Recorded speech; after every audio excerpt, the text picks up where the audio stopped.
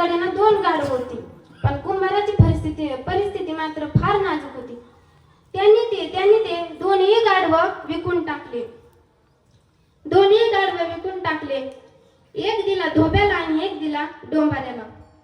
आता धोब्याच्या गाढवाला खायला जास्त आणि काम मात्र कमी.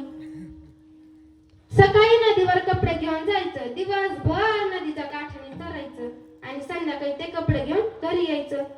धोब्याच्या गाढवाची तब्येत 15 दिवसामध्ये सुधारली. इकडं उलट डोंबाऱ्याच्या गाढवाला ते शेंबडे बेबडे पोरं पाठीवर घ्यायचे, सगळा संसार पाठीवर घ्यायचा आणि मालक जिथं म्हणल तिथं ते सगळं टाकायचं आणि मालक जेवढं खायला टाकेल ना तेवढंच खायचं. याची तब्येत 15 दिवसामध्ये उतरली. आता डोंबाऱ्याच्या गाढवाचा खेळ त्या गाढवाच्या गावात होता. कोणाच्या पुरुष मंडळ? धोब्याच्या गावामध्ये होता. आता डोंबाऱ्याच्या गाढवाने खूप दिवसानंतर नदीचा काठ पाहिला. त्याने त्याचा ते सगळा संसार खाली उतरविला आणि नदीच्या काठाला चरायला गेला. तो चरत होता, तिकडून त्याला धोब्याचं गाढव आलेलं दिसलं. त्या दोघांनी एकमेकांना राम राम घातला आणि टपरीवर गेल्या. तर टपरीची सवय तर असतीच. महिला मंडळी, आपण घरी चहामध्ये इलायची टाका, अद्रक टाका, कढीपत्ता टाका, तुळशीचं पान टाका, पण हे काय म्हणणार? टपरी सारखी चहाला चवच नाही. त्यांना टपरीवरच चहा लय आवडत असतो. ते दोघे गेले टपरीवर, चहा पिऊ लागले. गप्पा चालू झाल्या. धोब्याच्या गाढवाने प्रश्न केला डोंबाऱ्याच्या गाढवाला, दादा, तुझी तब्येत इतकी कशी खराब झाली रे? डोंबाऱ्याचं गाढव म्हणे, काय सांगू, माझा मालक मला खायला कमी आणि कामच जास्त लावतो. धोब्याचं गाढव म्हणे, मग माझ्यासोबत चल, माझा मालक काम कमी आणि खायला जास्त देतो. डोंबाऱ्याचं गाढव म्हणे, मला यायचं नाही. तेव्हा धोब्याचं गाढव म्हणे, का रे? डोंबाऱ्याचं गाढव म्हणे, जेव्हा खेळ चालू असतो ना तेव्हा माझा मालक शेजारीच उभा असतो आणि त्याची 15 वर्षाची चंद्री नावाची मुलगी आहे. तो तिला सतत म्हणत असतो, चंद्रे, तू जर या दोरीवरून खाली पडलीस तर तुझं लग्न या गाढवासोबत करून दे. मग मी त्याचीच वाट पाहतोय, चंद्री कधी खाली पडते आणि माझं लग्न तिच्यासोबत कधी होतंय ते. आता चंद्री काय खाली पडत नाही तर गाढवाचं लग्न काय होत नाही. तसं आपल्याला सरकार काय कापसाला, तुरीला, सोयाबीनला भाव देत नाही आणि आपण तेच लावल्याशिवाय काय गप्प बसत नाही.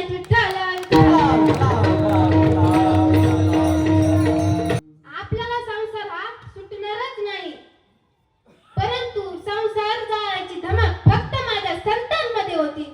जाळोनी संसार बैसलोंगणी. पण अजून काय केलं? अभंगाचं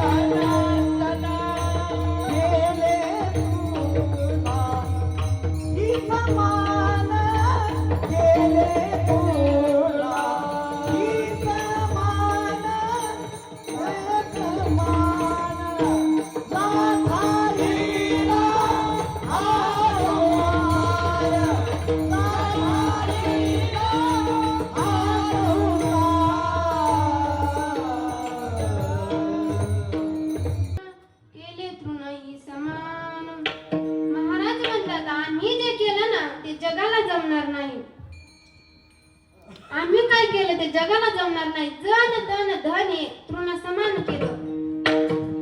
जन हे सुखाचे दिल्या घेतल्याचे, अंत कार्याचे नाही कोणी. माता पिता बंधू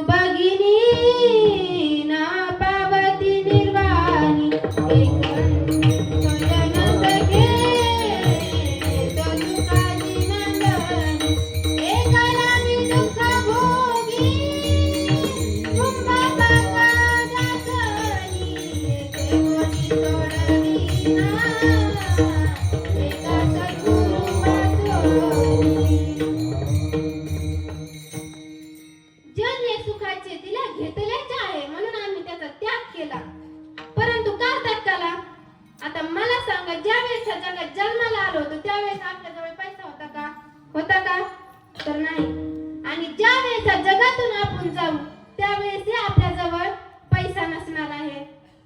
पैशाची तर गोष्ट सोडा, एका ट्रकवर एक वाक्य वाचलं होतं, पैसा रे पैसा तुझे कमाऊ कैसा, मरने के बाद तुझे ले जाऊ कैसा. कधी कधी ट्रकवरही चांगले वाक्य असतात. ज्याच्यावर कर्ज तोच खरा मर्द, धनाच्या मागे 15 अनर्थ. धनवान माणूस झोपत नाही, जेवत नाही. का? पैसा पलंग देतो पण झोप देत नाही. पैसा भाकर देतो पण भूक देत नाही. धनवान माणूस आधी झोपतो पण त्याला झोप लागत नाही. जेव्हा उठून एखादी गोळी घेतो ना तेव्हा कुठे त्याला झोप लागते. परंतु गरीबाचं तसं नाही हो. गरीब जेवताना ताटामध्ये चतकुर भाकर जेव्हा शिल्लक असते ना तेव्हाच त्याचं चालू होतं रिसोड की वाशी, रिसोड की वाशी, म्हणजे ते टुकल्या द्यायला चालू करतो. तेव्हा बायको उठून ओळखून घेते की याला झोप घेऊन आली आहे. श्रीमंत माणूस पहाटेच 4ला उठून बसतो, परंतु गरीब अंगावरती ऊन येतं तरी हालत नाही. त्याची बायको काकडा चालू करते, उठा पांडुरंगा प्रभात समयो पातला.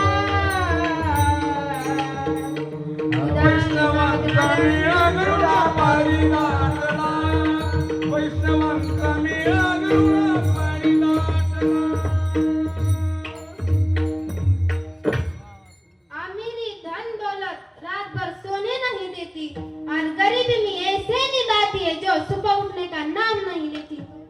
तुका म्हणे धन धनासाठी देती प्राण.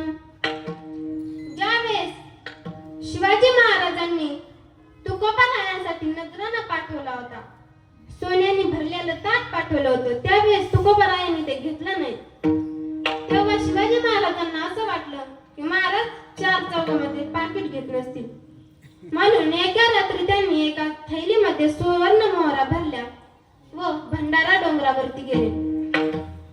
ज्या दगडावर बसून तुकाराम महाराज भजन करत त्या दगडावरती ती थैली ठेवली आणि तुकाराम महाराज काय करतात हे पाहण्यासाठी ते वर झाडावर जाऊन बसले. सकाळची वेळ झाली तेव्हा तुकाराम महाराज भंडारा डोंगरावर आले. ते पाहतात तर काय, आपण ज्या दगडावर भजन करत असतो त्या दगडावरती कोणाची तरी सुवर्ण मोहरांनी भरलेली थैली पडली आहे. विठ्ठल विठ्ठल पडली आहे. त्यांनी त्या दगडाचा त्याग करून टाकला आणि दुसऱ्या दगडावर जाऊन भजन करू लागले. जे श्री महिपती महाराजांनी जे तुकाराम महाराजांचे चरित्र लिहिले ना त्याच्यामध्ये थोडं वेगळं सांगितलंय. दगडाला वाचा फुटली आणि दगड हा बोलू लागला. तो म्हणे, महाराज तुम्ही आज माझ्यावर बसला नाही भजन करायला. तेव्हा आमचे तुकोबाराय म्हणाले, तुला सोन्याचा स्पर्श झाला आहे, तू विटाळला आहेस आणि आम्ही विटाळल्याला हात लावित नाही. तुका म्हणे, आम्ही झालो अग्निरूप लागणे दीपाक पुण्यांग. आम्ही विटाळल्याला हात लावत नाही. तेवढ्यामध्ये वाऱ्याचा झोत आला. खाली मोठा पाण्याचा मोठा झरा होता. तो दगड घरंगळत त्या झऱ्यामध्ये गेला. आपलं सर्व शरीर पाण्याने भिजवला आणि परत आपल्या जागेवर येऊन बसला आणि म्हणतो कसा, महाराज आता मी शुद्ध होऊन आलो आहे, मी पवित्र होऊन आलो आहे, आता तरी तुम्ही माझ्यावर भजन कराल की नाही. त्यावेळेस महाराज परत त्या दगडावर जाऊन बसतात आणि भजन करतात. हे दृश्य पाहून शिवाजी महाराज झाडावरून खाली उतरतात आणि ढसा ढसा रडू लागतात. तेव्हा महाराज म्हणतात, महाराज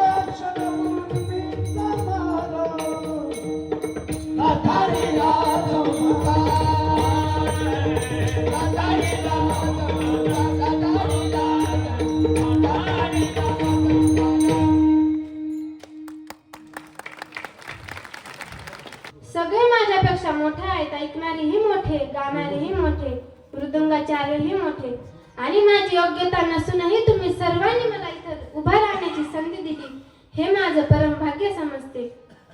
बोलण्याच्या ओघामध्ये काही चुकीचे शब्द गेले असतील तर ते सोडून द्या आणि जे काही बरोबर असेल ते माझ्या गुरुवरांचे न्या.